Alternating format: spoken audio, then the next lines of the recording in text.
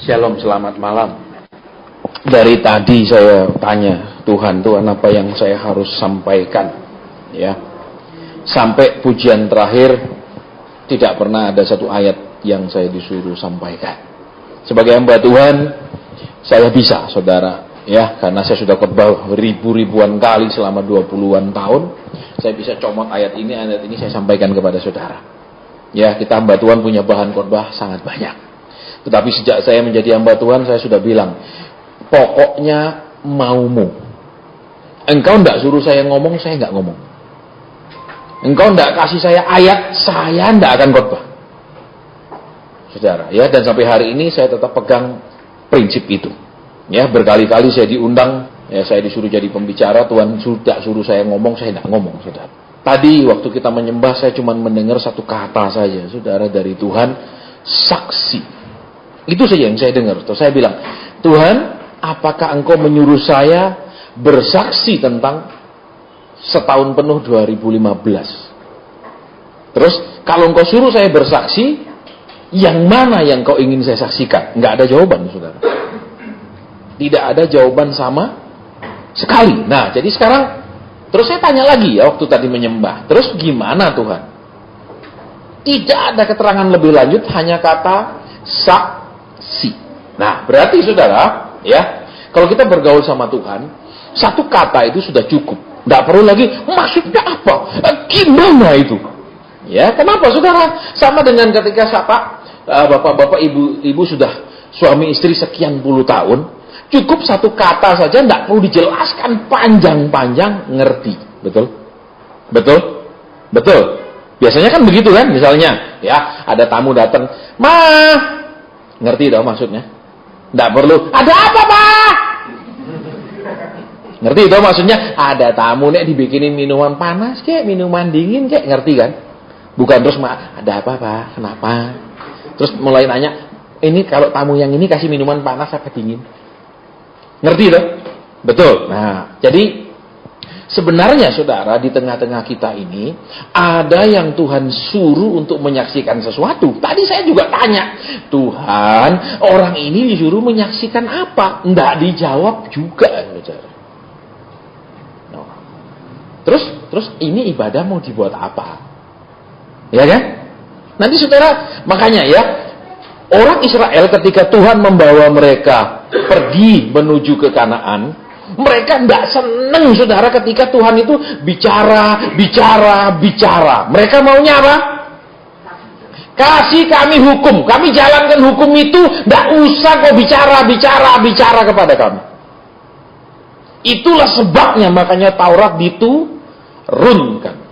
Kalau saudara dan saya belajar Alkitab, saudara tahu, ya kan? Ketika Tuhan mengatakan kepada mereka, 3 hari lagi aku akan turun di Gunung Sinai, siapkan umatku.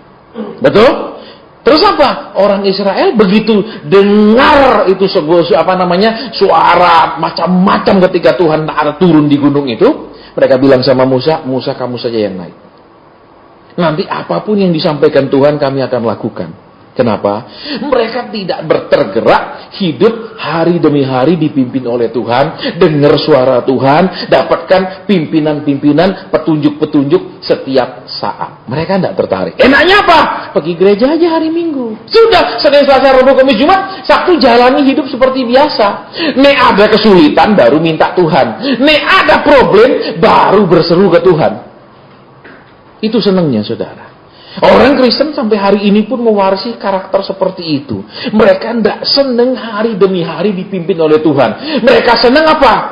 Berikan kami satu sistem. Berikan kami satu hukum. Kami akan jalankan itu. Jangan ajar kami setiap hari. Jangan bangunkan kami tengah malam suruh doa. Jangan pagi-pagi ingatkan kami mungkin untuk besuk orang. Jangan ingatkan kami untuk memberkati orang lain dan lain-lain. Buat saja kami ini ibadahnya hanya ritual agamawi. Akhirnya saudara dan saya tahu kan yang terjadi dalam kekristenan, ya. Itu apa, saudara? Di zaman rasul-rasul saudara tahu, ya kan? Orang yang bukan rasul pun bisa membuat mujizat yang dahsyat di zaman itu. Betul, kalau saudara perhatikan, Filipus itu cuma seorang pelayan meja. Cuma seorang pelayan diakonia, ngurusi janda-janda dan orang miskin. Tetapi dia dipakai Tuhan dengan luar biasa. Iya kan, di zaman itu kalau saudara perhatikan ya, rasul-rasul juga dipakai Tuhan, orang-orang biasa dipakai Tuhan, semua dipakai Tuhan. Beda dengan zaman sekarang, rata-rata make Tuhan. Contohnya, saudara, saya digerakkan oleh Tuhan untuk membangun ini, ayo saudara nyumbang. Itu namanya make Tuhan. Bisa ditangkap maksudnya memakai Tuhan? Bisa. Nah, jadi sekarang saudara, tadi saya dengar kata saksi. Saya tanya, Tuhan, siapa sih orang yang engkau suruh bersaksi? Nggak dijawab. Loh. Terus, saudara kalau ikut Tuhan itu harus jadi orang nekat. Kalau saudara nggak nekat, itu maaf kata, saudara bukan murid Tuhan. Saudara cuma, maaf kata, simpatisannya Yesus.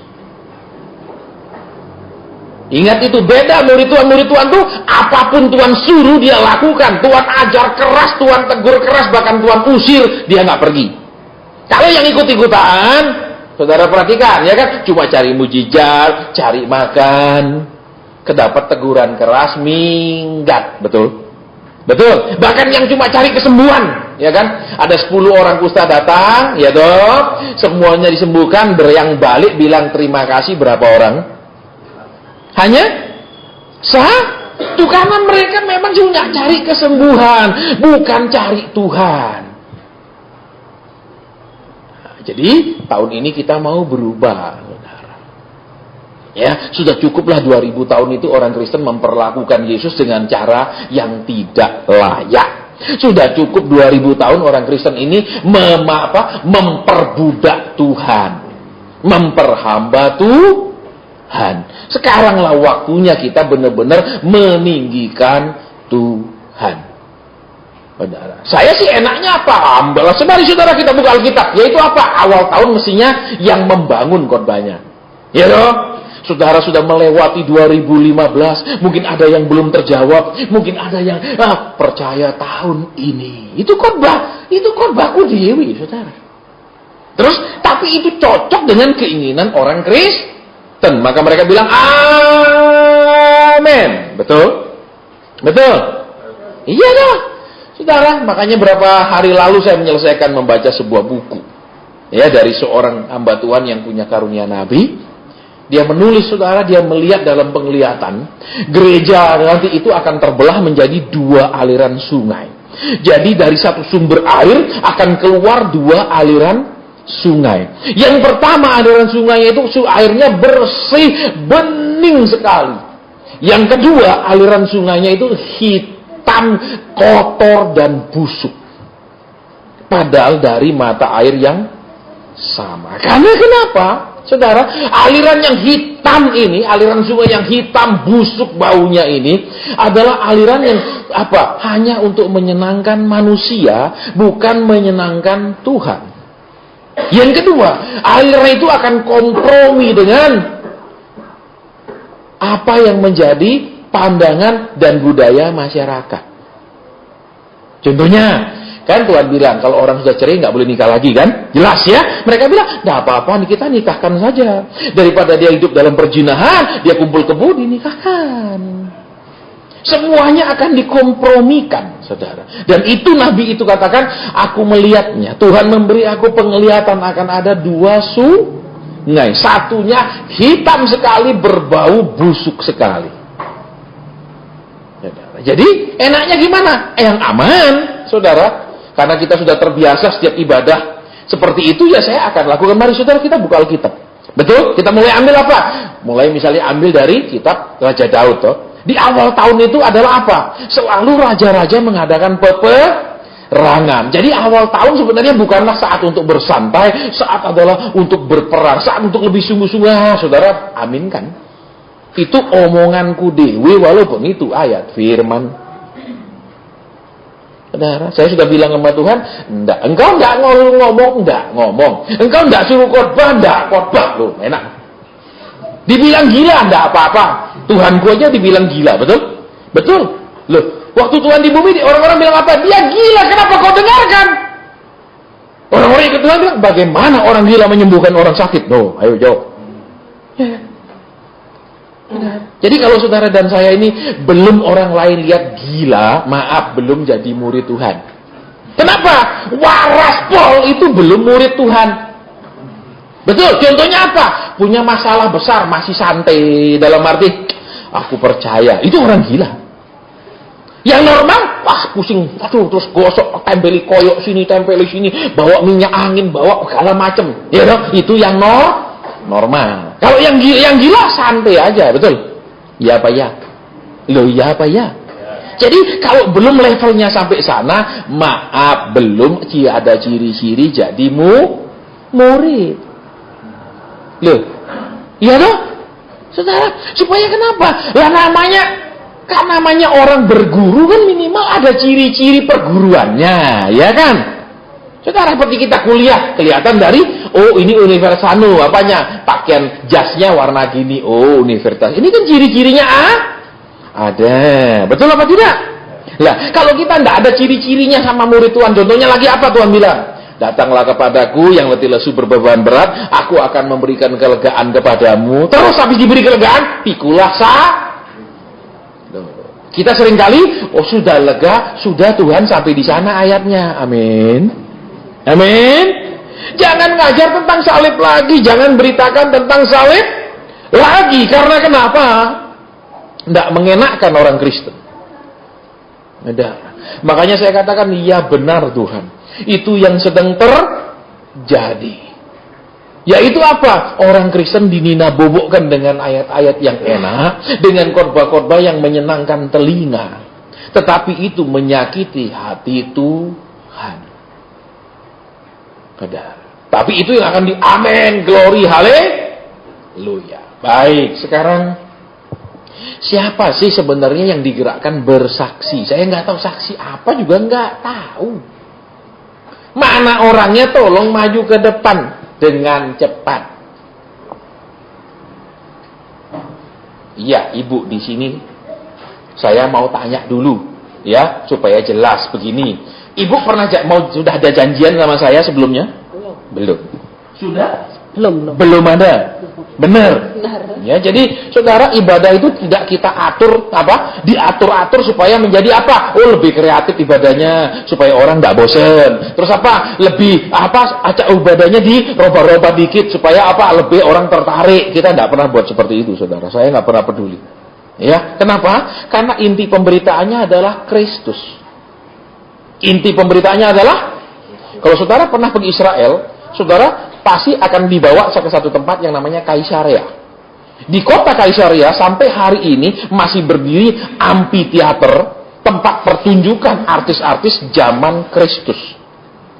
Tapi tidak pernah ada satu rasul pun mengundang artis untuk mengumpulkan orang-orang. Saya punya fotonya, saya ada di kota Kaisarea. Sampai hari ini itu masih berdiri. Tidak ada. Karena kenapa? Yesuslah yang menjadi pokok pemberitaan. Yesuslah yang diberitakan dengan cara rohani. Bukan dengan cara, mari saudara-saudara, kita hadir, ada seorang artis dari planet Mars yang akan datang. Maka kita siapkan saudara kameranya, akan foto-foto. Amin? Maka orang akan ramai datang. Kita tidak pernah tertarik hal itu, saudara. Ya, kenapa? Karena rasul-rasul pun tidak pernah memakai cara-cara seperti itu. Yang dia pakai cara-cara apa? Dia tunjukkan Yesusnya berkuasa, dia tunjukkan tanda-tanda, dia menunjukkan mujizat-mujizat. Itu yang membuat orang berkumpul. Tapi zaman sekarang berbeda. Saudara, ya kan, kalau mengumpul kenapa? Undang yang biasanya siapa? Wah, ini artis top dulu, saya mau Kenapa orang enggak? Karena Yesusnya enggak ada. Jadi perlu pakai akal-akal. Jadi saudara sudah dengar tadi, kita tidak ada janjian ya Bu ya. Saya juga enggak pernah tanya kan? Betul? Kebanyakan pernah tanya enggak? Misalnya saya hadang di pintu, Bu nanti kesaksian ya. Pernah? Enggak ada ya? Jadi Tuhan tadi bilang saksi. Ada anakku yang aku suruh bersaksi, suruh dia yang ngomong. Loh gitu loh saudara. Ini yang namanya ibadah nekat. Betul? Ini namanya Kenapa lah kalau nggak ada yang maju ya? Pasti saudara bilang, ngarang-ngarang itu. berarti tidak benar yang selama ini dia dengar, berarti dia ngarang, berarti tidak akurat. Bisa jadi yang dia dengar itu, maaf kata-katanya setan, bukan Tuhan. Gitu. Makanya kita harus jadi nekat. Kenapa? Karib dulu sama Tuhan, benar-benar dekat Tuhan, saudara terus jadi nekat, nggak peduli. Ya, baik, sekarang giliran ibu. Mau saksi apa, saya tidak pernah tanya, saya tidak pernah batasi, saya tidak pernah atur, dan saya tidak tahu. Ya, monggo. Puji nama Tuhan. Selamat malam Bapak Ibu. Ya, saya sungguh bersyukur malam hari ini saya dapat menyaksikan satu keajaiban Tuhan dalam hidup saya. Jadi mengawali tahun 2016, ada dua peristiwa yang sudah terjadi dalam kehidupan saya. Jadi dalam 5 hari ada 2 kejadian, di mana yang pertama saya ke Surabaya pada waktu di stasiun Gubeng ya Gubeng, mau pulang ke Solo. Saya ke kamar kecil dan rupanya memang licin. Saya nggak tahu karena di situ baru saja ada orang yang muntah, jadi licin sekali. Saya saat itu mau membuka pintu itu, rupanya saya jatuh ngeblak, ya. Dan jatuhnya nggak biasa-biasa saja. Saya merasa karena memang saya sakit waktu itu, saya sakit. Tapi sungguh bersyukur karena di dalam saya ngeblak, rupanya di belakang saya itu ada tempat sampah yang bisa menyangga kepala saya sehingga kepala saya tidak tersentuh ubin yang keras. Itu peristiwa yang pertama. Jadi mungkin seminggu yang lalu. Ya.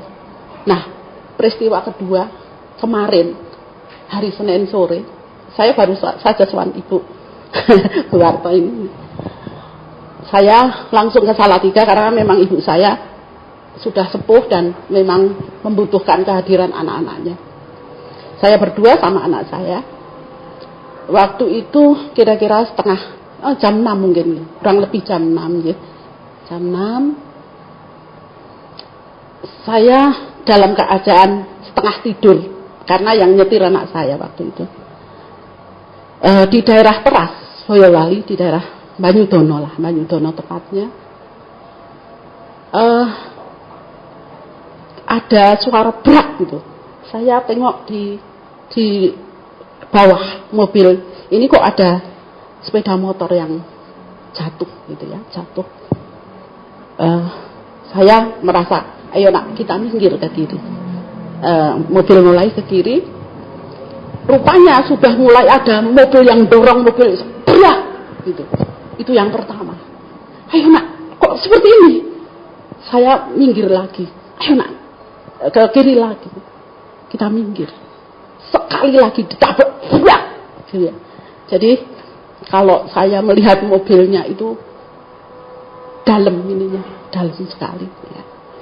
Tapi saya sangat bersyukur ya, sekalipun kaca rontok, tapi tidak satu pun yang menyentuh tubuh saya sehingga ada luka. Ya. Itu satu keyakinan saya bahwa kalau saya memuja, percaya pada Tuhan yang ajaib, tentu saja anak-anaknya juga diberi keajaiban demi keajaiban dalam hidupnya. Dan kami berdua memang tidak luka, tidak apa-apa, tapi kami sangat bersyukur karena kami tahu bahwa ada rencana yang luar biasa dalam hidup kami. Saya tidak tahu apa yang akan Tuhan berikan, tapi satu hal kami percaya bahwa Tuhan yang ajaib itu akan memberikan sesuatu dan rencana yang indah dalam hidup kami sekeluarga. Terima kasih. Ini kesaksian kami. Terima kasih. Ya, saudara. Jadi saudara bisa dengarkan, ya kan biasanya kalau orang-orang yang sudah ada umur jatuh itu biasanya di kamar mandi, ya. Biasanya kan macam-macam yang terjadi. Ya, tapi ini jatuh tetapi masih sehat seperti ini. Kemudian tadi juga saudara dengar itu kan mobil berkali-kali ditabrak mobil kendaraan lain. Ya, saya tidak pernah tahu saudara, tidak pernah. Yang jelas tadi Tuhan bilang saksi, suruh anakku bersaksi. Loh, terus maunya Tuhan habis ini apa? Ya kan? Kalau saya dengar tuh bebas suruh pulang ya saudara. Enaknya gitu loh. Loh saudara, disitulah yang kita sekarang ini sedang kehilangan, ya, yang namanya ibadah yang dipimpin Tuhan sepenuhnya. Karena ibadah kita sudah atur seluruhnya, sepenuhnya. Sehingga Tuhan cuma boleh datang dan kita yang atur dia suruh kerja apa.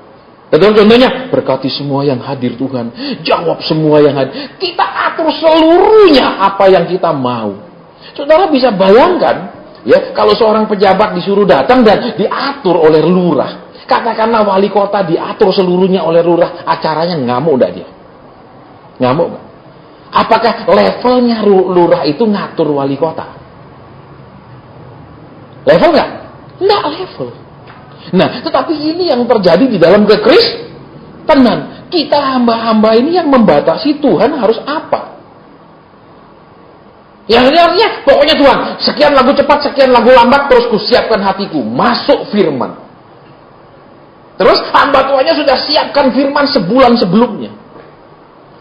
Akhirnya siapa yang ngomong? Dia yang ngomong karena dia yang sudah siapkan. Bukan Tuhan. Jadi ketika saya diajar oleh Tuhan seperti itu, saudara, memang pertama-tama keringat dingin. Diundang khotbah yang hadir orang terus sudah doa di rumah berjam-jam, tidak ada apa-apa. Di jalan saya dijemput, saya diam, tidak ngajak ngomong sama yang sopirnya sama sekali ngomong. Pujian naik, saya diam. Ini yang hadir semua orang pentingnya, saya belum dapat ayat. Saya diundang sebagai pembicara, alias disuruh bicara, betul. Terus apa? Sampai naik mimbar. Saya bilang, saudara, saya bukan tidak ada persiapan. Saya sudah doa sekian jam di rumah. Dari di jalan saudara tanya, yang jemput saya, enggak, saya ajak ngomong, saya diam berdoa. Tadi saudara lihat pujian saya, enggak noleh kemanapun saya berdoa, tapi enggak dapat ayat. Jadi saya enggak bisa ngomong, saling lihat apa ini pendeta model baru. Sekarang mari kita berdoa, karena saya enggak tahu apa-apa. Kemudian Tuhan kasih saya lihat orang yang setiap hari menyuntik dirinya. Terus saya katakan, di sini ada setiap hari engkau menyuntik dirimu, bukan narkoba, tetapi itu obat. Satu direktur angkat tangan, saya Pak, saya diabetes. Setiap hari saya harus suntik karena diabetes parah.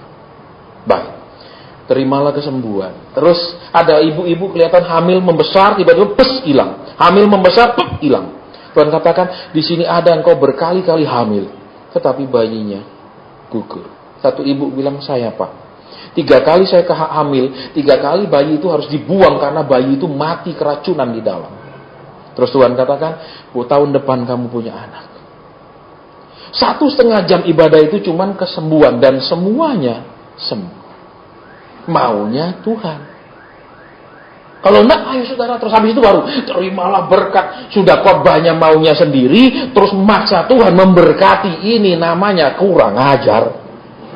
Betul, ini kan kurang ajar yang kelewatan, betul? Sudah maksa Tuhan Tuhan tidak dikasih bicara yang Tuhan mau, Tuhan tidak dikasih apa yang dia inginkan dia lakukan di dalam ibadah, terus paksa dia lagi untuk lakukan yang kita mau, itu double, saudara.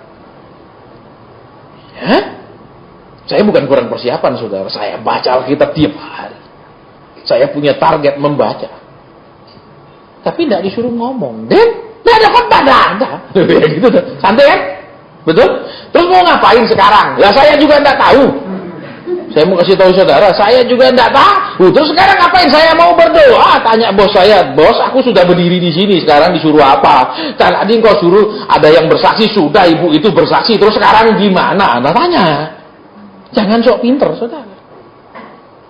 Ya? Dulu Tuhan pernah ngomong sama saya gini. Kalau engkamu sudah pinter, aku tinggal. Loh, engkau senang aku jadi bodoh, Tuhan, saya tanya. Tuhan bilang bukan. Kalau engkau mau khotbah, tidak pernah tanya aku yang aku mau sampaikan. Kalau engkau merasa semua kau bisa, aku tinggalkan kamu. Loh, tidak mau, saya bilang.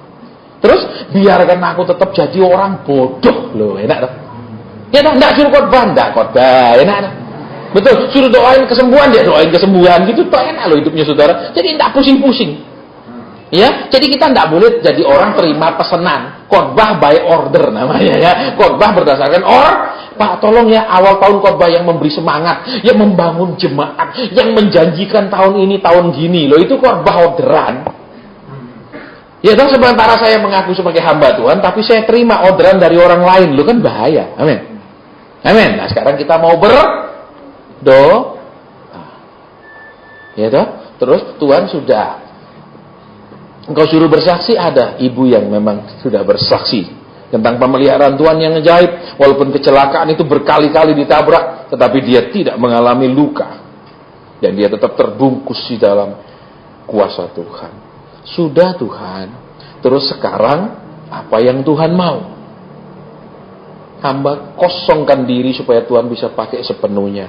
Kalau Tuhan mau, hamba sampaikan firman, kau ingatkan ayatnya dan kau menjelaskannya.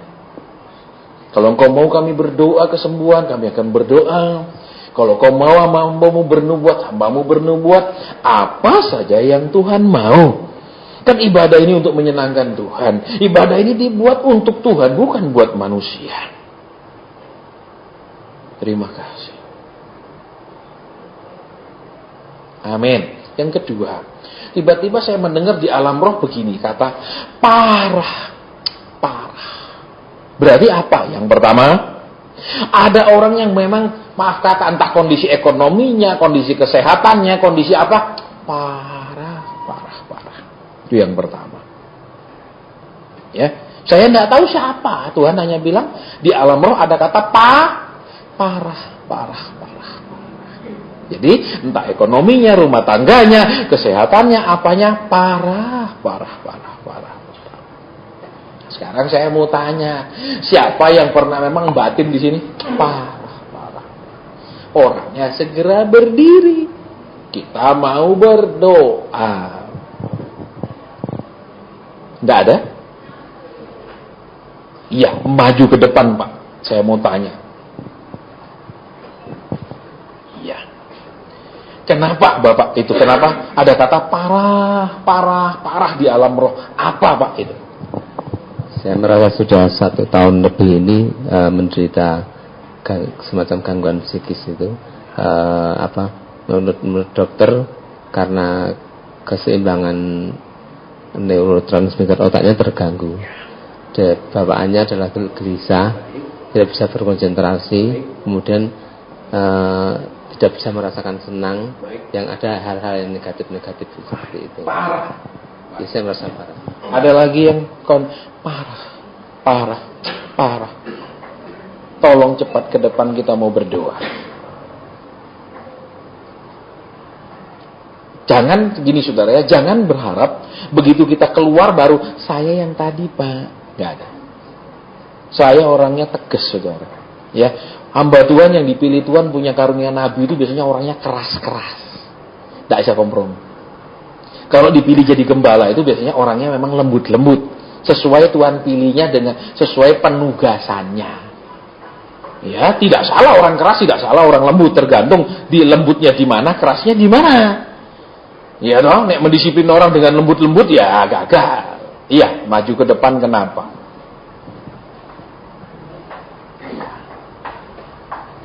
Iya, di sini silakan. Di sini Bu. Iya. Kenapa? Parah apa? Saya itu kalau nggak minum obat tuh rasanya mau emosi terus gitu. Jiwanya kayak memberontak gitu. Tapi ada nggak mengatakan di hidup? Ya enggak. Tidak ada. Duduk dulu. Kalau tidak ada. Iya, Ibu. Kami selalu diliputi dengan sakit hati oleh kedua anak kami. Jadi itu mengganggu konsentrasi semuanya, termasuk dalam kesehatan kami. Sedih, sakit hati dari dalam kehidupan kedua anak itu saya selalu setiap hari, setiap saat tubuh kami juga merasakan sakit yang sangat. Saya mohon pelepasan untuk kedua anak. Saudara, saya akan mendoakan mereka, ya, tapi saya tidak akan minta ada yang jadi catcher untuk jaga kalau jatuh. Ya, saya terus terang saudara, saya malah takut kalau waktu orang itu didoakan dia jatuh. Ya, karena berkali-kali saudara, ya, ketika saya doakan orang itu terjatuh itu ngeri-ngeri kejadiannya. Ya, contohnya waktu saya pelayanan di Cirebon, ya, selesai firman Tuhan suruh saya turun mimbar, tiba-tiba satu ibu yang badannya tinggi besar, itu perempuan tinggi besar, saudara, tinggi sekali dan besar sekali, itu terlempar ke belakang, ya, beberapa kursi terbelakang, itu kepalanya tak bunyinya kena ubin. Saya sampai, Tuhan, nek mati, besok aku nggak pulang, pasti urusan polisi. Gitu. Lu takut loh, saudara, kenapa? Karena waktu saya kan belum jamaah, dia Tuhan yang bilang kamu turun mimbar, saya baru turun, dia langsung terbanting ke sana, dan saya dengar itu suara kepala kena obeng, tak. Tuhan langsung lemes saya. Kenapa? Loh kalau mati kan saya diurus. Betul, itu urusan polisinya panjang, saudara. Mau mati dah. Itu jelas kepala tinggi besar itu ibu dan terlempar ke belakang itu berapa kursi, deret kursi, dan kepala itu kantem ubin. Lah apa enggak ciut saya? Terus saya datang, saya pegang sininya, Tuhan, jangan sampai terjadi apa-apa. Lah nek terjadi apa-apa dia geger otak urusan dowo. Enggak seneng lu suka, oh hebat urapannya dia geblak. Lu iya, kita pak bingung ini orang geblak. Ya dah seneng, enggak seneng saudara. 2 kali saya ingat ya, saya pelayanan di kota Den Haag, itu tiba-tiba manifest. Pada geblak-geblak ada satu saudara yang geblak tepat ke sini ngantemi ini speaker. Saudara bisa bayangkan ininya tepat ngantem speaker. Saya lihat waktu dia tepat, aduh matenglah Tuhan. Aduh, kenapa? Lah sini kena ujung speaker sini loh saudara. Apa enggak ciut? Takut loh saya. Memang habis itu kemudian dia bangun enggak ada apa-apa, tapi aku harus takut dulu. Jangan merasa wah keren doro keblak. Enggak, saya takut terus saya beritahu saudara. Iya? Jadi saya enggak apa waktu sebelah kan banyak orang kemudian apa kalau saudara di TV dia tunjuk-tunjukkan ya geblak-geblaknya. Ya. Terus supaya enggak geblak piye? Doano gini ditahan. Ini loh, ojo digini no terus didituk supaya jatuh. Ya, didoakan lagi. Gini ditahan untuk didoakan supaya tidak geblak. Tapi Pak, ini enggak geblak enggak keren. Ya dong. Saudara cari geblaknya atau jamahan Tuhannya? Itu loh saudara. Ya saya terus terang sama saudara. Seringkali begitu saya mau tumpang tangan saya, Tuhan, tak pegangnya gini aja Tuhan. Ya daripada dia bak terus lah, terus itu kena kesana kemari. Terus ya kita akan doa buat mereka, arahkan tangan kemari. Sekarang doakan dengan sungguh-sungguh. Apa yang dirasa semakin parah, apa yang sepertinya keadaan yang parah itu, supaya Tuhan campur tangan merubahnya menjadi baik. Segala yang parah diusir keluar dalam nama Yesus. Segala yang parah memburuk ini dipatahkan dalam nama Yesus. Seluruh sistem sarafmu menjadi baik, seluruh sistem sarafmu menjadi normal. Tuhan, kami sudah lakukan yang Kau suruhkan. Selanjutnya Engkaulah yang bekerja menggenapinya. Engkaulah yang bekerja memulihkannya. Seluruh sistem neurotransmitter ini menjadi baik kembali dalam nama Tuhan Yesus Kristus. Dan mereka tidak akan mendengar lagi kata parah, tetapi pulih. Tidak akan lagi ada kata parah, tetapi baik. Dalam nama Tuhan Yesus Kristus. Amin.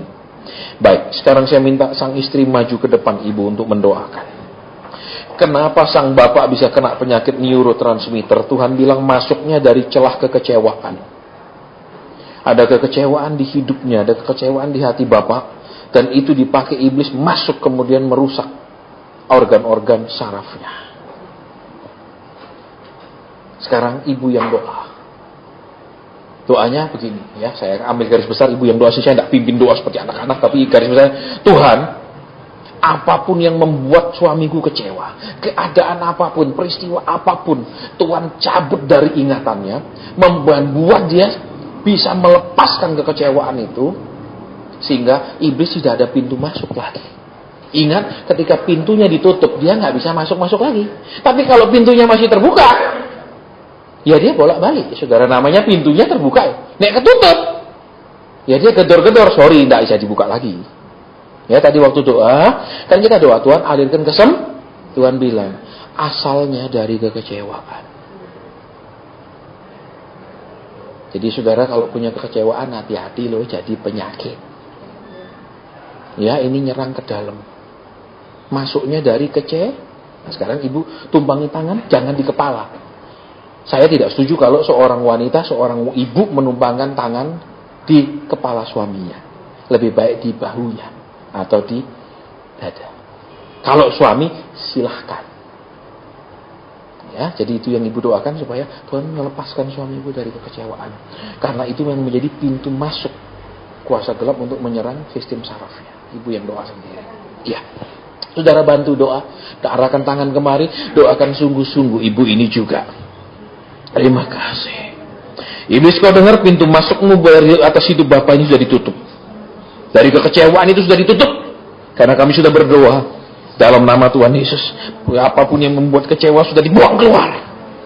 Dia akan mulai memandang segala sesuatu dengan pandangan Tuhan. Dalam nama Tuhan Yesus. Dan kami akan melihat pemulihan itu. Pemulihan sempurna, bukan separuh sebagian. Dalam nama Tuhan Yesus Kristus. Dalam nama Tuhan Yesus Kristus. Dalam nama Tuhan Yesus Kristus. Dalam nama Tuhan Yesus Kristus. Terima kasih. Amin. Silakan duduk dulu. Sekarang ibu di sini. Ya, saudara, saya boleh tumpang tangan kepada ibu ini. Tetapi saudara, saya lebih cenderung untuk meminta ada seorang ibu lain untuk mendoakan dia. Saya akan bantu, saya akan pandu ibu itu untuk mendoakan.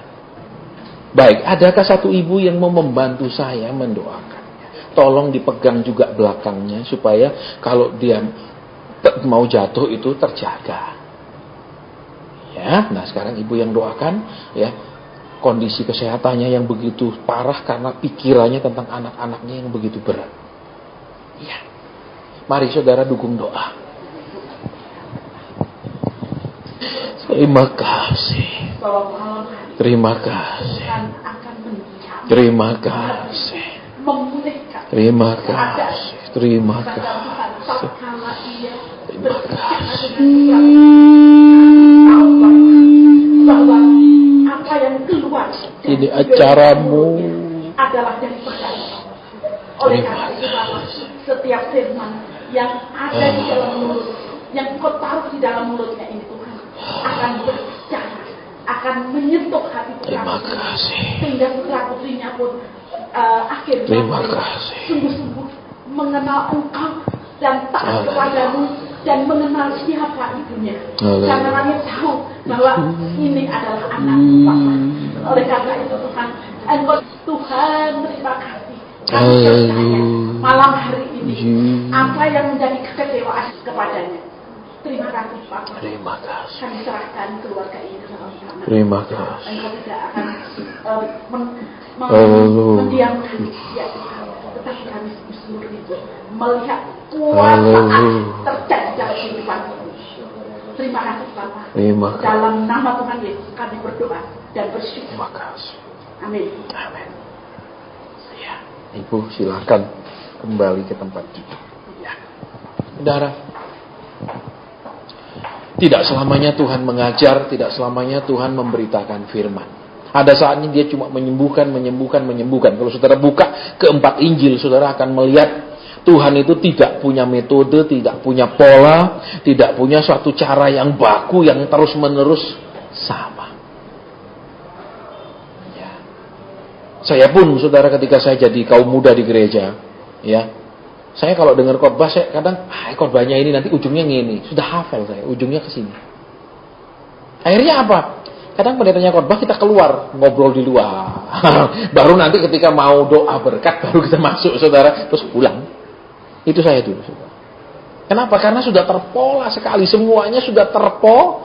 Lah Tuhannya tidak pernah dikasih beracara. Kalau Tuhan bilang gini, kamu diam, aku mau lawat umatku, aku mau sembuhkan umatku. Terus saya maunya apa? Ya silakan. Tidak bisa bilang maaf ya Tuhan, aturan kita harus ada firman dulu. Ya toh, nek Tuhan mau nyembuhkan tunggu sih kita beres sih baru Tuhan boleh. Loh, boleh enggak saudara? lihat, kalau kita ini jadi bawahan, semua kan tergantung kata si atasan kita, betul? Misalnya rapat jam 10, tiba-tiba dia bilang, saya nggak bisa jam 10, saya mau berangkat, tiba-tiba harus berangkat lebih awal, majukan jam 9. Terus anak buahnya bisa bilang nggak, Bapak pelin-pelan, kemarin bilang jam 10, sekarang jam 9. Berani nggak? Ya, monggo. Betul. Tapi seringkali, atasan pimpinan lebih dihormati daripada Tuhan. Jadi kita bikin ibadah ya terserah maunya. Saya sih enaknya langsung khotbah, aman dah. Saudara pun akan nyaman ibadah seperti itu. Tapi kalau kayak gini apa-apaan ini, ya, terus habis ini apa? Nggak tahu lah. Ya Tuhan yang ngomongnya tadi cuma gitu dah. Terus dia tanya lagi kalau nggak tahu. Loh.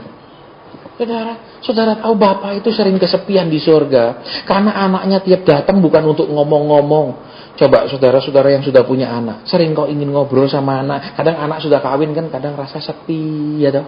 Betul apa enggak? Ayo, bener apa enggak? Ya apa enggak? Saudara bayangkan Bapak di surga pun punya anak berjuta-juta ya toh, di semua negara. Tapi datangnya cuma minta-minta, datangnya cuma apa? Ini loh Tuhan, rekaman saya minta-minta, tolong cepat jawab Bapak. Tunggu ya. Tidak pernah ada yang nikmati duduk sama dia, dengarkan dia. Tapi kan banyak malaikat di surga. Nah saudara pun katakan punya pembantu 10. Tetap kangen sama anak loh, betul? Betul. Enaknya ngomongnya sama anak-anaknya tuh, bukan ngumpul sama pembantu-pembantunya gitu. Saudara, Bapak di surga pun seperti itu hatinya. Dia ingin saudara dan saya selalu tanya dia. Tetapi ketika saya dididik Tuhan, otak saya dengan kemampuan daya pikir intelijensi yang superior tidak menyelesaikan masalah saya. Tidak selesai. Ketika saya ada problem, justru saudara, otak saya yang superior bikin saya terlalu banyak berbuat masalah. Karena rasanya, analisanya, wah saya kerjakan, babak belur. Rasanya saya analisa, saya kerjakan, babak belur. Kecerdasan saya mencelakakan saya lebih banyak daripada nolong saya. Terus apa? Berubah. Berubahnya gimana? Tuhan itu mempermalukan orang pintar pakai orang bodoh. Amin. Bukan pakai orang lebih pintar. Betul nggak? Betul apa ya kata Alkitab? Terus supaya jadi bodoh gimana? Tanya Tuhan segala sesuatu itu orang bodoh. Terus Tuhan, aku mau kerja gini. Sekarang ini lagi booming kerja gini loh Tuhan. Berkati ya, melok-melok kerja gitu babak belur. Orang lain untung dia yang ikut-ikutan babak belur banyak. Terus caranya supaya jadi bodoh gimana? Ya itu tanya. Dengan banyak tanya jadi super pinter. Tapi ketika kita dikasih tahu Tuhan, kita sampaikan itu terjadi titik koma tepat. Sering, sangat sering, ya.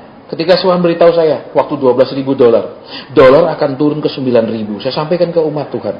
Umat Tuhan, yang berharap dolar akan naik, jangan dulu. Tuhan katakan dolar akan 9.000. Tidak mungkin katanya. Oh saya bilang, Tuhan bilang mungkin.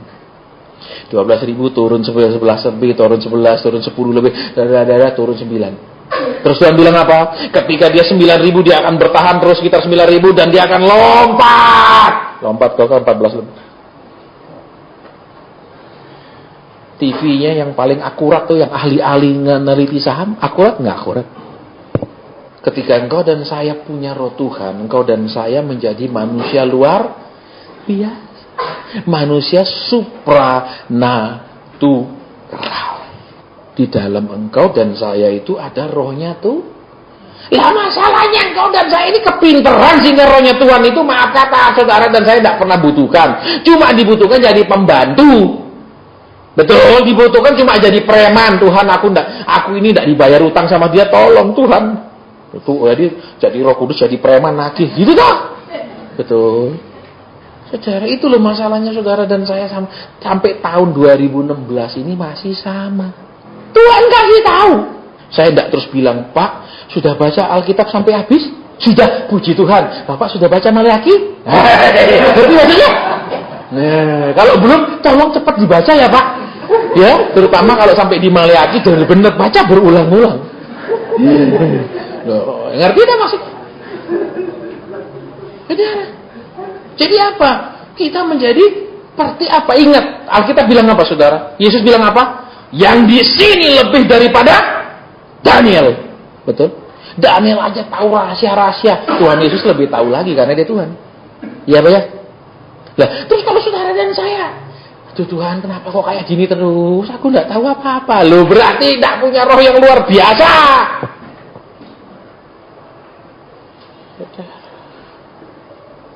Tapi Pak nanya, Tuhan kok enggak bisa dengar? Ya kebanyakan apa enggak bisa dengar? Karena saudara dan saya kebanyakan ngomong. Waktu doa itu enggak usah kebanyakan ngomong. Tuhan tahu saudara dan saya mau apa, butuh apa, semua dia tahu. Lebih banyak-banyak diam. Duh, doa kok diem, Pak? Loh iya, supaya saudara dan saya belajar ngomong, belajar dengar, dia yang ngomong. Kalau kita yang ngomong, dia sudah dengar, kita belum ngomong pun dia sudah tahu. Mulai dirubah. Jadi apa Tuhan? Aku kepingin ini yang kau sudah tahu. Aku punya pergumulan, ya sudah tahu. Terus ya sudah, aku tidak ngomong, kau sudah tahu semua. Sekarang, apa yang kau mau, aku tahu. Gitu loh saudara. Apa yang kau mau, aku tahu. Supaya saudara, anak yang tahu dan melakukan kehendak bapaknya, pasti jadi anak kesayangan. Betul apa ya? Betul apa ya? Tapi kalau anak yang cuma minta aja taunya, itu kan pegel hati bapak ibunya, betul.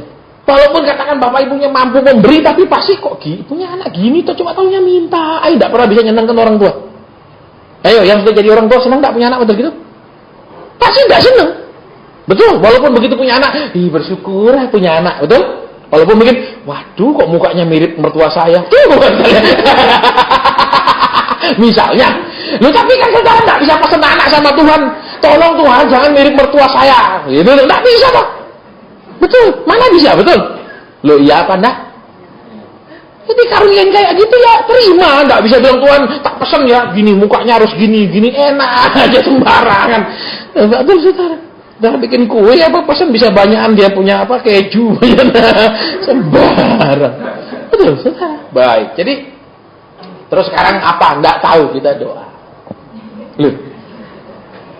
Bapak sudah. Terus Bapak, apa yang akan Bapak lakukan? Apa yang kau ingin kami kerjakan di tempat ini? Silahkan.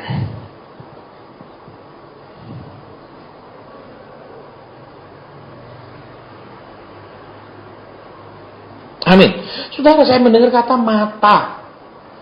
Seperti sering kelihatan hitam-hitam gitu matanya, bukan lihat setan loh ya. Bukan, tapi matanya kelihatan tuh sering seperti ada apa? Entah itu bintik-bintik hitam jalan seperti semut, pokoknya yang berbau ada hitam-hitam. Bukan berarti terus matanya ada bintik hitamnya, enggak. Mana orangnya?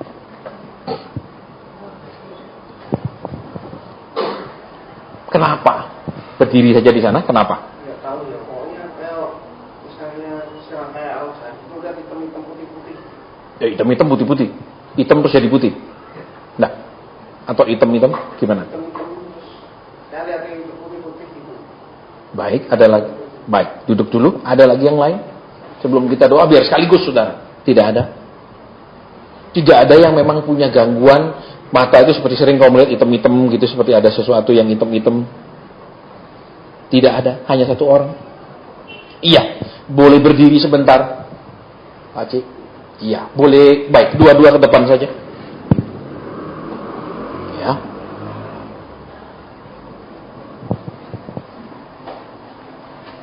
Dia melihat hitam-hitam secara hurufiah. Ya, dia melihat hitam-hitam secara hurufiah. Nah, sekarang apa yang tadi rasa hitam-hitam itu apa? Ya kayak ada kleler-kleler besok jalan-jalan. Baik.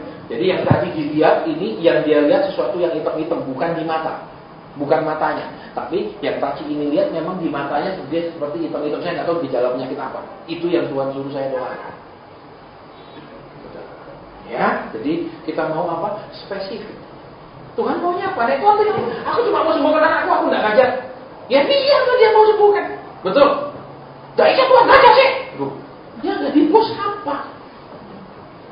Ya, saudara semakin dekat sama Tuhan, saudara akan semakin perpunya harus apa? Rasa hormatnya semakin tinggi.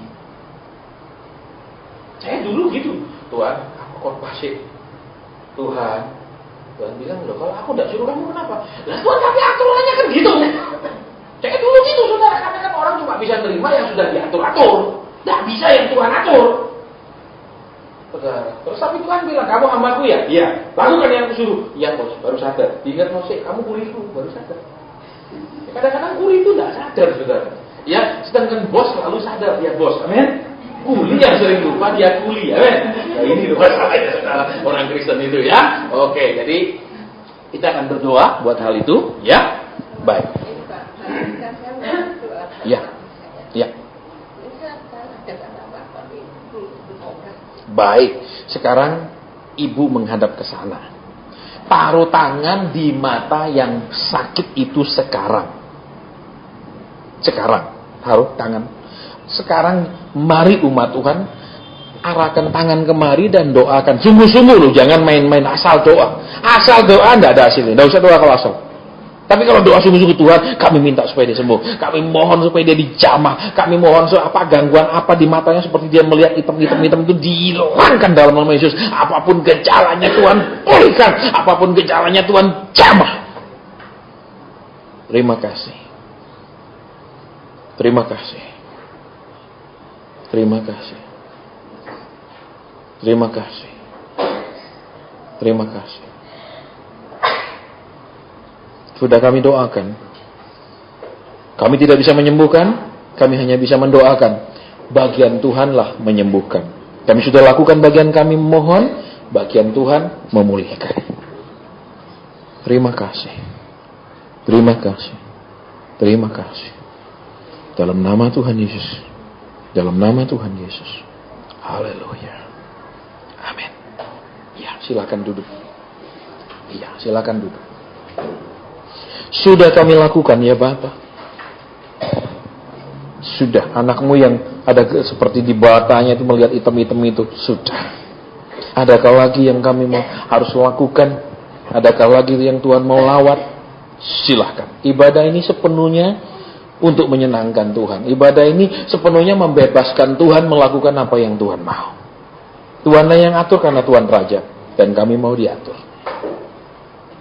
Mari.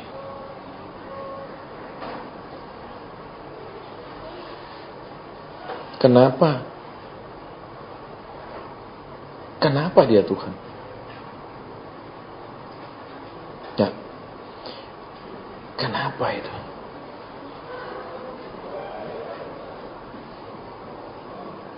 Amin.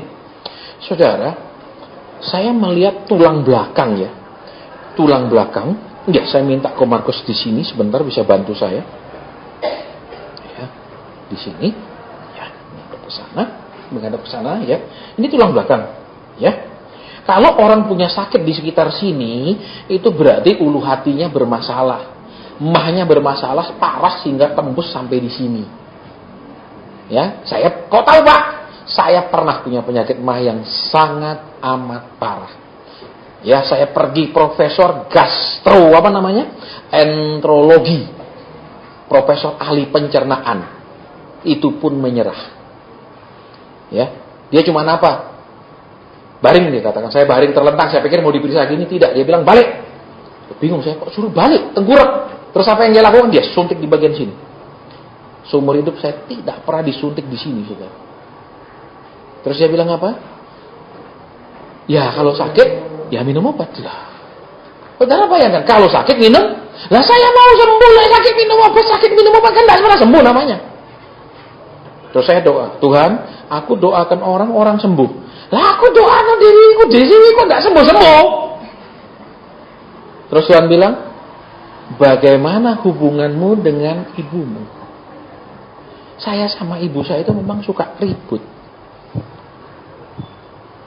Saya keras, ibu saya keras. Nek ngomong sebentar masih ribut. Terus saya bilang, iya Tuhan. Iya Tuhan. Terus, ya sudah Ma, aku minta ampun ya. Selesai minta ampun, tidak kumat maneh Tuhan itu. Profesor gastroenterologi, tidak nyembuh no. Aneh kan? Aneh.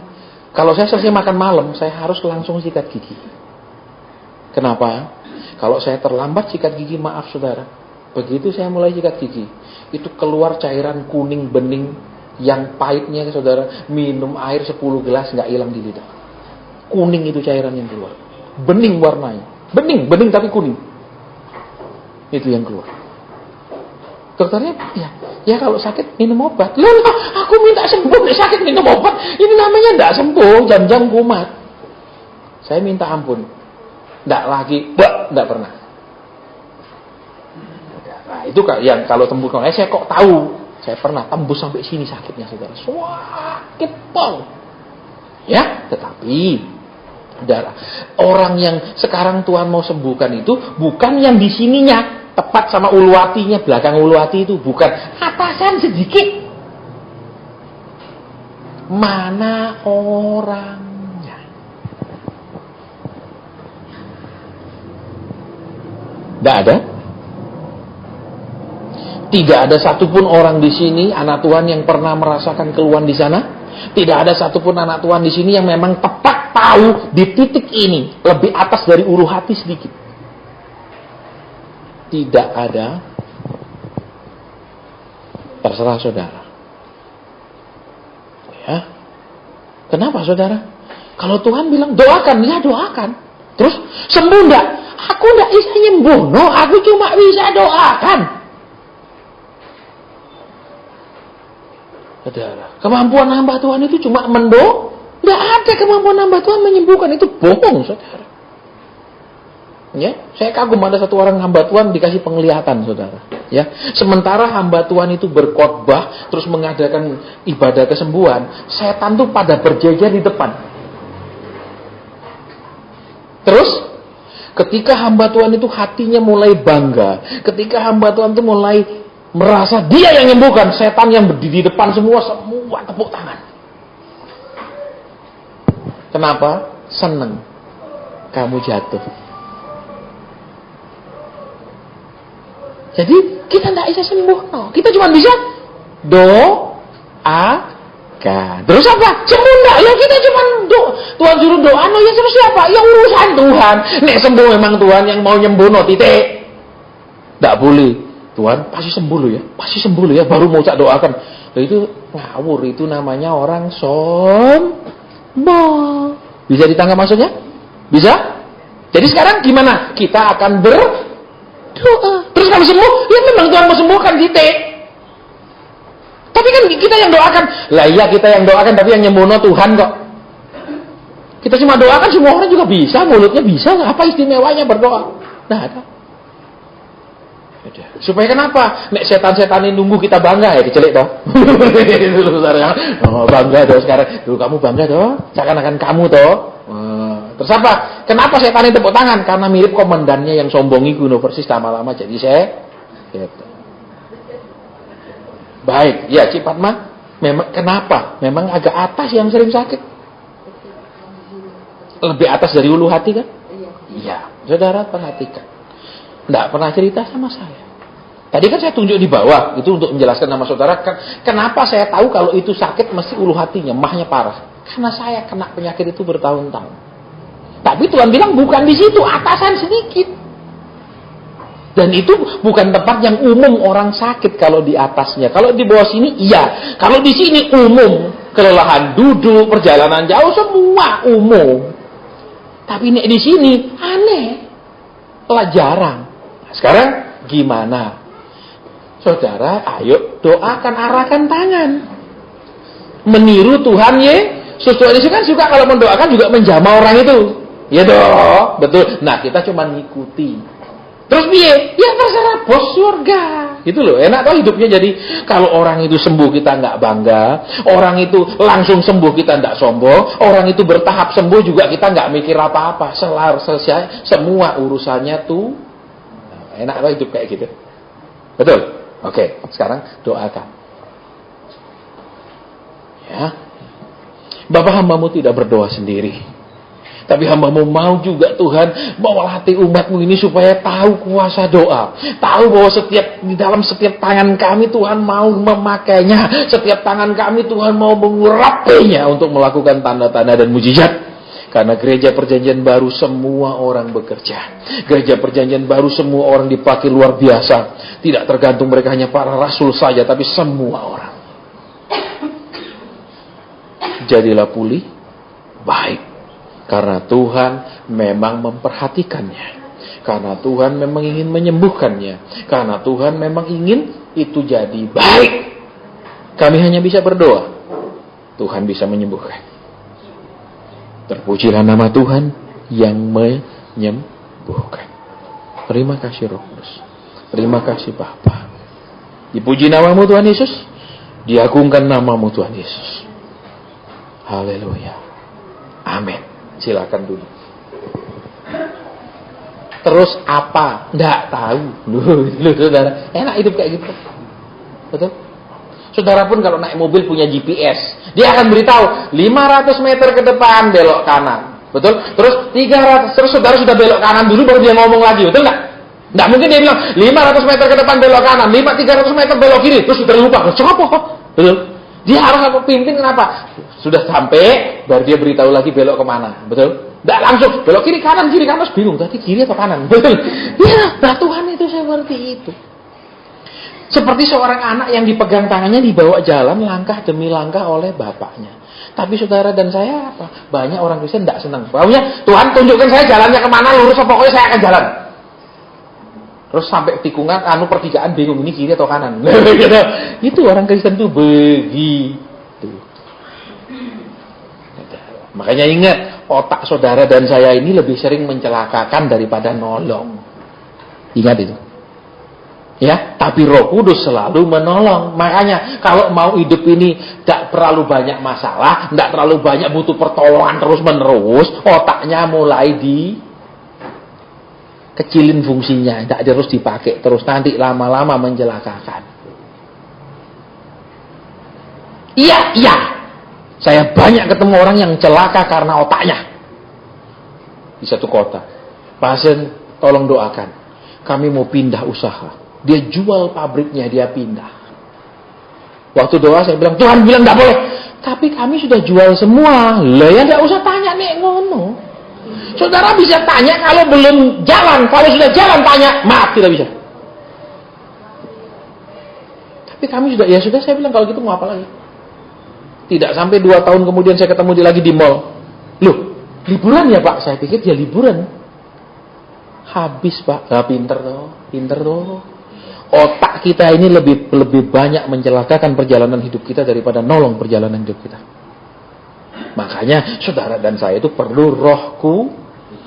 Seperti misalnya ada saudara ya, 2 orang perempuan muda kakak adik, pengusaha mereka, masih muda pengusaha. Terus import conveyor belt itu, ya itu. Harganya super mahal. Kenapa? Karena berharap sebuah pabrik di Indonesia akan membelinya. Karena memang pabrik itu sedang membutuhkan conveyor belt jenis itu. Dan dia kenal. Dia rasa dia butuh tak beli. No, dia pasti ngambil dari aku. Dibeli barang dari luar negeri datang. Jadi besi 2. Tidak terjual. Pabrik itu ngambil dari orang lain. Kok tahu Pak Asen? Orangnya minta didoakan. Makanya otaknya mencelakakan dia. Ingat saudara, makanya Tuhan bilang apa? Berubahlah oleh pembaruan budimu. Kalau bahasa Inggrisnya lebih lengkap itu, berubahlah oleh pembaruan mindsetnya. Cara berpikirnya, cara melihatnya, cara menilainya, cara berencananya, itu seluruhnya yang namanya mindset. Lah kirim balik mana? Berapa biayanya? Terus kalau kirim balik sana mau kirim lagi nggak balik sini? Yang benar, yang barang yang benar nggak mungkin. Akhirnya, saudara, kalau otak saudara dan saya sudah diperbaharui, cara berpikirnya, cara melihatnya, cara berencananya, hidup saudara dan saya ini maaf kata 99% bebas dari masalah. Kenapa masalah terus? Karena ini loh. Kepintaran jalannya, kepintaran merencanakan, kepintaran menilai, kepintaran semua, menyusun semuanya. Dan semuanya di atas kertas, nggak pernah jadi uang kertas.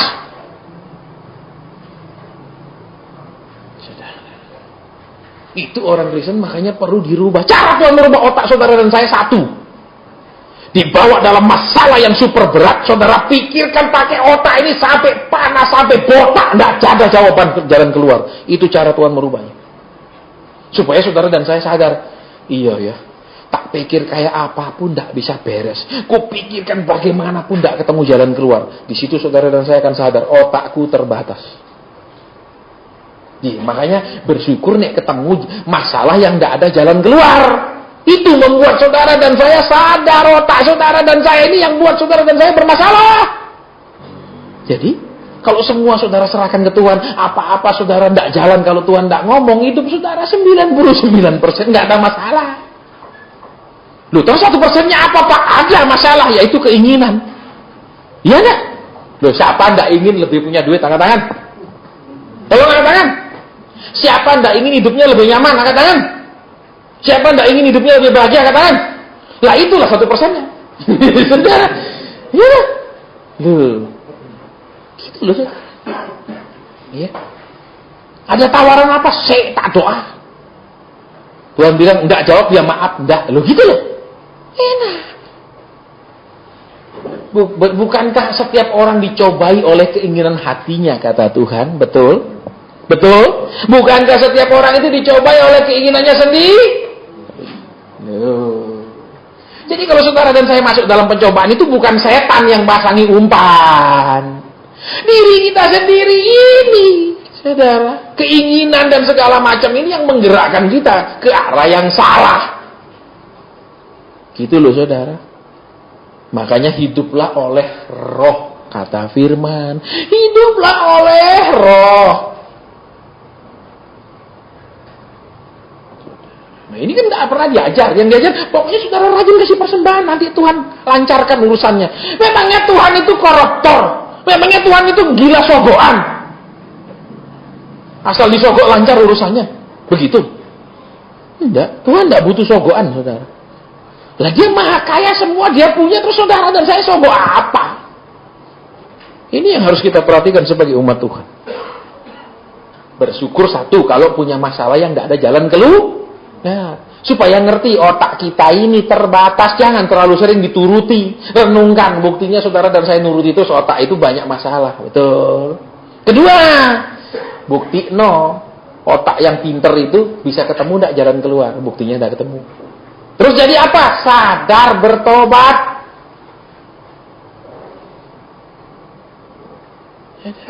Terus apa? Ya terserah Roh Kudus maunya apa? Sekalipun rasanya nggak masuk akal, sekalipun rasanya nggak mungkin, sekalipun rasanya aneh, sekalipun apapun hitungan manusia, pertimbangan manusia, analisa manusia, nggak urusan kalau disuruh Tuhan.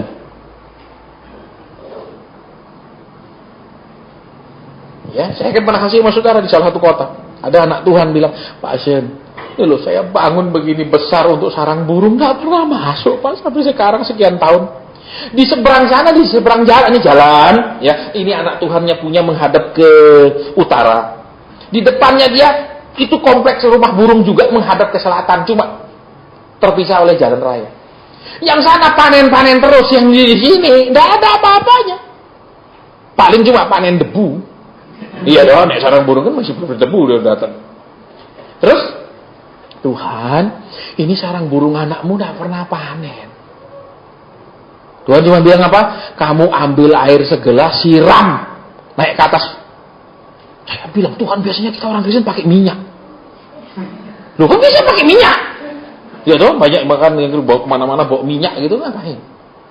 Ya, kecuali minyak angin boleh lah, silahkan. Kita nggak usah bawa aneh-aneh gitu, ya. Itu. Terus Tuhan bilang, kalau burung disiram minyak, oh ya benar, burung siram minyak, lah, ya terus mati, tidak bisa terbang. Siram air seger, betul? Udah, Tuhan kami lakukan seperti yang kamu mau. Ambil air 1 gelas besar, siram. Udah, selesai. Tuhan suruh siram tok, gitu tok. Suruh gitu tok, ya gitu. Jangan, kami sudah lakukan, berkatilah loh, itu tambahanmu. Udah, siram, ya sudah siram ya. Tuhan kami sudah lakukan, selesai. Saya pulang. Ya, berapa lama dia ngubungi, Pak Asen, sudah masuk. Lah ya sudah toh, Tuhan suruh siram ya sudah masuk ya kan itu Tuhan yang suruh. Jangan sudah kami siram, ayo datangkan dengan bersegera tanpa lambat, tidak pakai lama. Itu pikiranmu, gitu saudara. Betul? Itu saudara. Tidak masuk akal, tidak masuk akal. Terus saya dibawa lagi ada ke rumah burung yang lain. Pak Sen, ini, aduh hasilnya Pak kok, wes tidak mencukupi Pak. Ya jumlahnya cuma beberapa ratus. Kalau panen. Terus Tuhan bilang apa? Terus saya tanya dong, Tuhan terus gimana ini? Tuhan bilang, kamu sekarang berdiri di pintunya, tumpangin tangan di pintunya.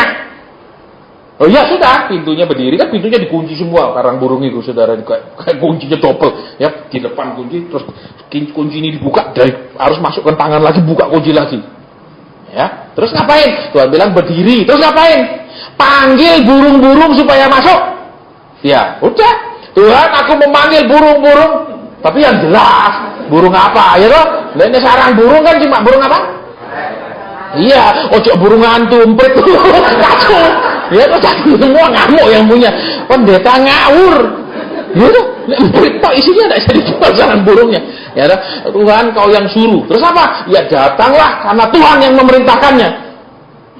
Penuh saudara sama burung itu. Tapi ojo enggak disuruh, datang dalam nama Yesus, kami klaim, kami perintah. Tuhan bilang, kamu yang perintah. Yang kasih hak kamu perintah siapa? Itu. Itu yang namanya berjalan dalam iman dan ketaatan. Ngeri yang ngeri, lucu yang lucu. Masa suruh berdiri suruh panggil burung. Loh ya itu loh saudara. Coba waktu Nuh bikin perahu kok semua binatang mau datang ke sana. Memangnya dipakai sediakanlah makanan untuk gajah supaya gajah mau datang. Gitu enggak ada. Betul. Sediakan makanan untuk burung supaya burung mau datang. Enggak ada satupun. Betul. Betul enggak? Lah terus yang waktu perahunya jadi terus binatang semua datang, siapa yang suruh? Apa dibilang? Nuh, kamu tangkep-tangkepin. Bayangkan nek dia suruh nangkep gajah. Ayo. Bisa enggak? Enggak mungkin. Siapa yang suruh datang? Tuh. Sama seperti saudara dan saya, kalau saudara dan saya punya usaha misalnya, kita nurut Tuhan yang suruh orang itu datang. Sama dengan orang-orang kita berhubungan sama orang-orang, Tuhan bilang apa? Maka orang yang menghancurkan kamu segera pergi, tetapi orang yang membangun kamu segera datang. Ada ayatnya. Kita akan ketemu orang-orang yang akan mendukung kita. Kita akan ketemu orang-orang yang bisa menjadi apa? Teman kita bisnis, teman kita pelayanan, teman kita apa? Itu yang dikirim Tuhan. Jadi belajar nekat sama Tuhan. Walaupun seperti orang gila. Loh saya seperti orang gila berdiri. Seperti yang Tuhan perintahkan, datanglah. Apa? Usah ngomong sama burung dia. Enggak. Tuhan suruh perintahkan burung datang. Loh tapi tidak ada burungnya di sana, tidak ada. Tidak ada peliwet-peliwet, ayo masuk. Tidak ada. Ya tapi habis itu, Pak masuk Pak banyak. Loh ya kan Tuhan. Pak kita ngomong di sini burungnya entah di mana, saudara. Tapi kemudian karena diperintah dia datang. Caranya gimana saya tidak tahu. Apa kemudian malaikat bilang ayo burung masuk? Tidak tahu juga saudara. Pokoknya no. Kayak tadi Tuhan bilang doakan, doa. Ya gitu toh. Loh. Kalau saudara sudah sampai ke level itu hidup enak loh, enggak pusing-pusing. Tuhan bilang gini, ya oke. Walaupun Tuhan yang benar Tuhan. Gitu loh. Orang bilang, weh enak ya kaya, pasti seneng. Belum tahu. Iblis yang ganggu orang miskin itu iblis kecil-kecil. Cuma bisa ganggu keuangannya. Iblis yang ganggu orang kaya itu super-super saudara. Sudah kaya pun tetap susah. Itu iblis yang hebat-hebat. Betul kalau iblis yang ganggu orang miskin pasti kecil-kecil. Ya itu ganggu cuma nggak kurang duit toh. Jadi, ayo tahun ini kita mau mulai. Jangan hanya menyukai ibadah liturgi, ibadah yang hanya ritual. Tapi mulailah mengerti gerakannya Tuhan di hati kita. Misalnya dibangunkan pagi, mulai aku disuruh baca Alkitab, ya aku baca. Mulai belajar dari situ, dorongan-dorongannya halus. Tapi ya sudah ke gereja. Saya mau beritahu saudara, orang yang pergi gereja belum tentu ikut Yesus. Tapi orang yang ikut Yesus pergi gereja. Ya udah, amin.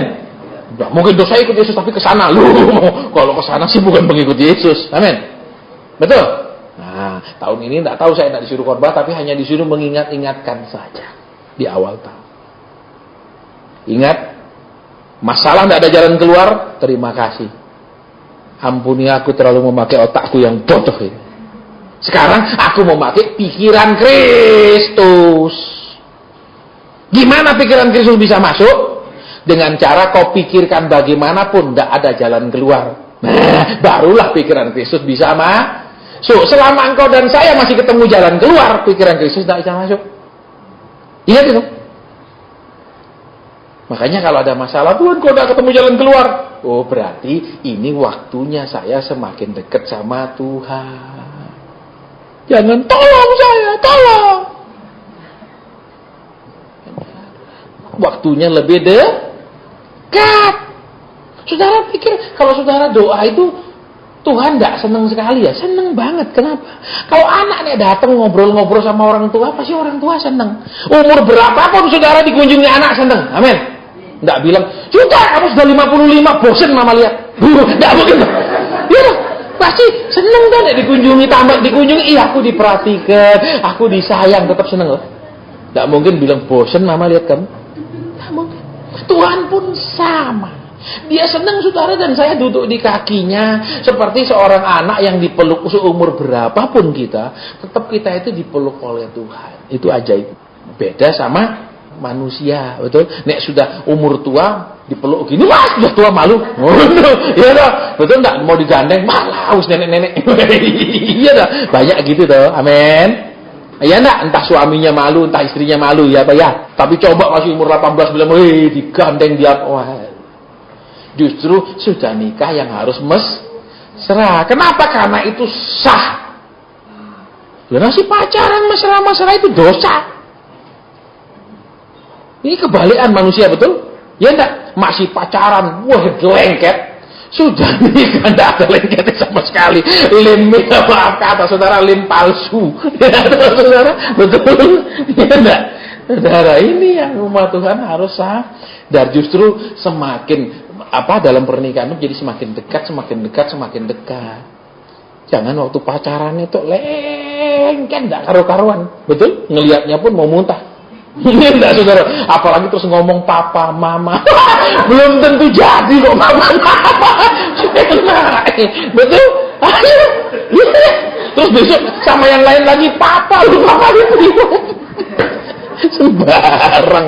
Ya, saudara, di zaman sekarang gitu loh, orang pacaran minta main papa, mama, enggak main sayang lagi udah.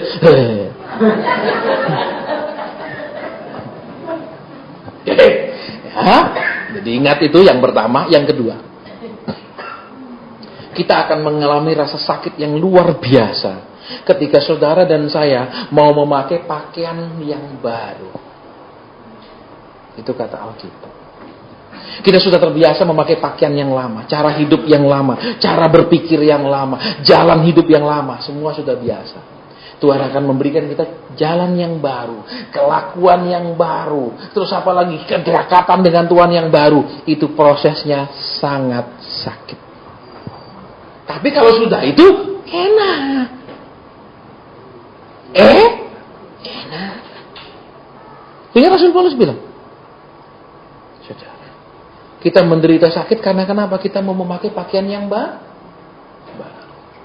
Jadi kalau saudara dan saya sering, Tuhan kok kenapa begini? Engkau sedang proses memakai pakaian yang baru secara rohani. Nanti sisa hidupnya piye? Enak. Loh, nek orang sudah selesai pendidikannya, katakan dia sudah selesai sarjana, terus disuruh masuk lagi SD enggak? Suruh masuk SD lagi enggak? Enggak. SMP enggak? Terus ada ulangan umum lagi enggak ada.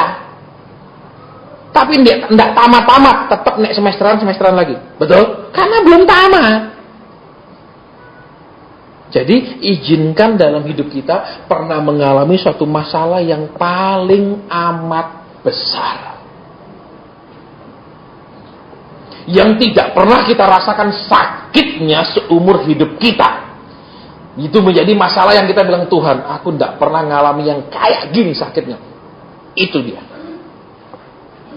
Terus kalau saudara dan saya bisa keluar dari situ, sisanya nyaman. Tuhan bilang kau sudah lulus, terus kalau sudah lulus mau diapain? No? Balik sekolah lagi? Enggak, orang harus lulus. Tapi ini enggak lulus baru. Betul? Semesteran lagi balik kampus. Gitu. Jadi kalau sekarang saudara dan saya bolak-balik berarti enggak lulus. Itu aja gampang. Ya, makanya berterima kasih kalau Tuhan ini masalah kok begini sakit seumur hidup saya enggak pernah ngalami yang ini. Berterima kasih. Kalau kita lulus, kita keluar jadi manusia yang berbeda dari sebelumnya. Kekristenannya berbeda. Terus, kalau kekristenannya berbeda, iblis, kalau kita bilang apa? Iblis itu berjalan keliling mencari orang yang bisa dilulur. Yang bisa, yang nggak bisa dia nggak cari. Dia nggak buang-buang waktu. Dia nggak goblok. Jadi kalau nggak, wah ini nggak usah diganggu, sia-sia. Tapi ini asik loh diganggu. Gitu. Ya, atau dijadikan bahan mainan. Makanya ingat, ya, kalau sekarang mungkin ada yang mengalami, aku tidak pernah mengalami seperti gini sakitnya. Berterima kasih. Berterima kasih karena kalau sampai lulus, manusia yang berbeda. Manusia yang berbeda, tingkat rohaninya berbeda, percayanya sama Tuhan berbeda, karakternya berbeda. Begitu banyak perubahan kalau kita lulus dari masalah yang paling menyakitkan. Terus apa? Imannya sama Tuhan juga berbeda. Nekat-nekatan, tidak pakai otak. Tuhan tidak butuh saudara dan saya pakai otak. Tuhan butuh saudara dan saya pakai iman. Dia suruh apa pokoknya percaya walaupun tidak masuk akal. Dia suruh apa pokoknya percaya walaupun rasanya masa Tuhan. Kalau engkau sudah melewati yang paling menyakitkan di hidupmu, ketaatanmu akan berbeda dari sebelumnya.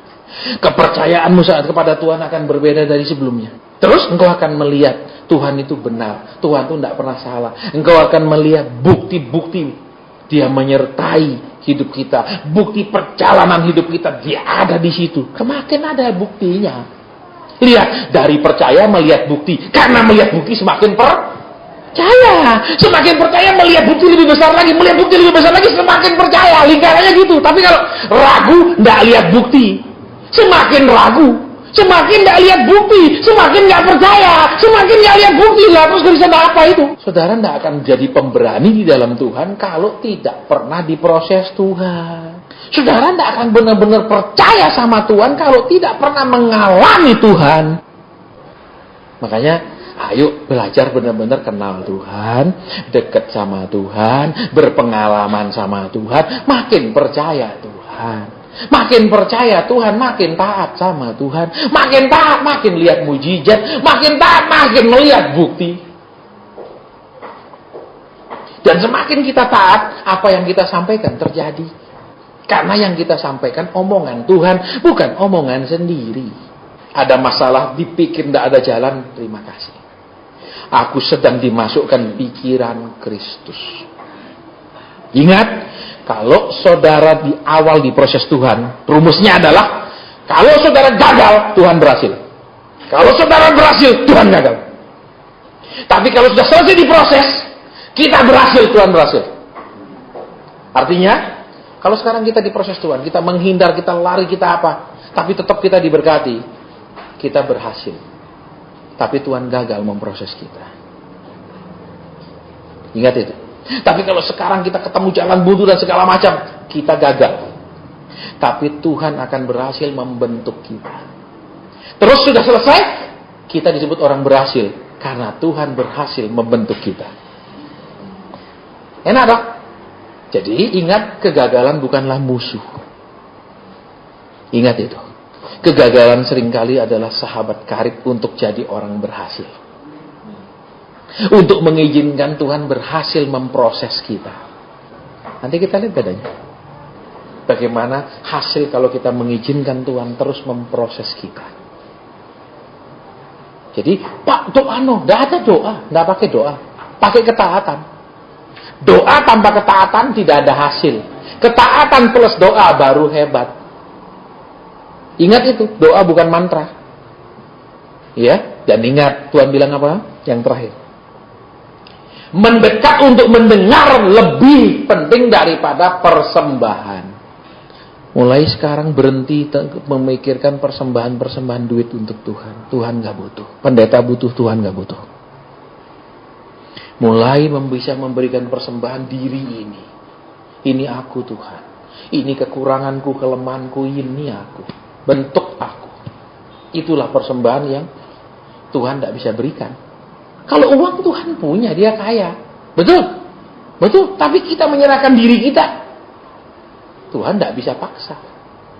Kita sendiri yang harus ini aku. Apa yang kurang? Proses. Apa yang kurang? Tegur. Maka kita akan disebut orang-orang yang berhasil. Jadi kalau sementara ini saudara dan saya tetap berhasil hidupnya, tetap sukses, Tuhan gagal. Tapi kalau saudara dan saya kepentok dan gagal, itu adalah kesempatan Tuhan untuk berhasil. Dan ketika dia berhasil membentuk kita, kita akan jadi orang berhasil. Kita berdoa.